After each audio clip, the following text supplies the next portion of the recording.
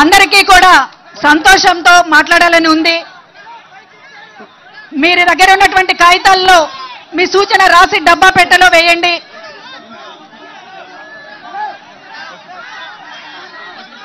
అన్నా మేము తిరుపతి నుంచి వచ్చామన్నా.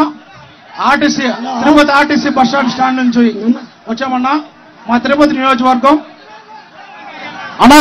మాకు మా ఆటో కార్మికులకు అమ్మఒడి మరియు వాహన మిత్ర ఆరోగ్యశ్రీ పథకాలలో మా స్టాండ్ లో ఉన్నటువంటి ప్రతి ఒక్క డ్రైవరు మీ పథకాల్లో లబ్ధి పొందుతున్నారన్నా. అదేవిధంగా తిరుపతిలో మా ఆటో సమస్యలు, ట్రాఫిక్ సమస్యలు కూడా 2 సంవత్సరాల్లో మా అభియాన్ గారు ఆ ట్రాఫిక్ సమస్య కూడా తీర్చి ఆ తిరుపతి సుందరీకరించి ప్రతి ఒక్క రోడ్డుని వెడల్పు చేయడం జరిగిందట. మేము చాలా సంతోషంగా వ్యక్తం చేస్తున్నాం.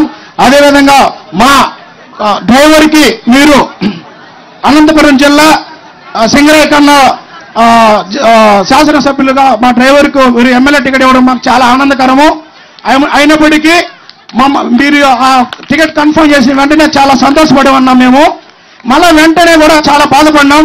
ఎందుకంటే ఆ అవతల సైడు మమ్మల్ని డ్రైవర్లందరినీ కూడా తక్కువ చేసి మాట్లాడాడు.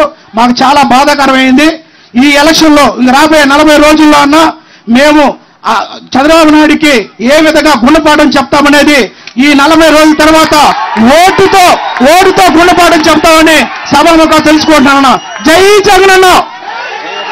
తిరుపతి శ్రీకాళహస్తి నుంచి డ్రైవర్ సోదరులు వచ్చారు. ఇక్కడ మాత్రమే కాదు, రాష్ట్ర వ్యాప్తంగా డ్రైవర్ల సోదరుల గుండె ఈ రోజు జగనన్న జగనన్న అని మాట్లాడుతోంది. డ్రైవర్లకి ఆత్మగౌరవం అనేటటువంటిది ఈ రోజున చేసి చూపించినటువంటి జగనన్నకి ఈ రోజు డ్రైవర్ సోదరులు అందరూ కూడా ఆటోలా, టిప్పర్లా, లారీలా, లేకపోతే మరొకటి బైకులా అనేటటువంటి కాదు, డ్రైవ్ చేస్తున్న ఎవరైనా కూడా సురక్షిత ప్రయాణం జగనన్నతోనే సాధ్యం అనేటటువంటిది ఈ రోజు అందరూ నమ్ముతున్నటువంటి నిజం.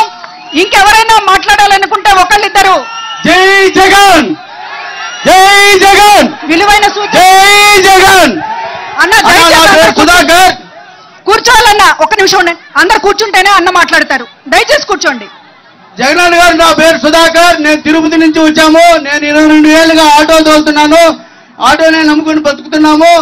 ఈ రోజు ముఖ్యమంత్రి అయినప్పటి నుంచి ప్రతి సంవత్సరం 10,000 రూపాయలు లబ్ధి పొందినాము. డ్వాక్రా మహిళల సంఘాల నుంచి కొద్దిగా అమౌంట్ కూడా మాకు ప్రతి సంవత్సరం వచ్చింది. దానివల్ల మా కుటుంబం ఆర్థికంగా చాలా ముందుకు పోయింది.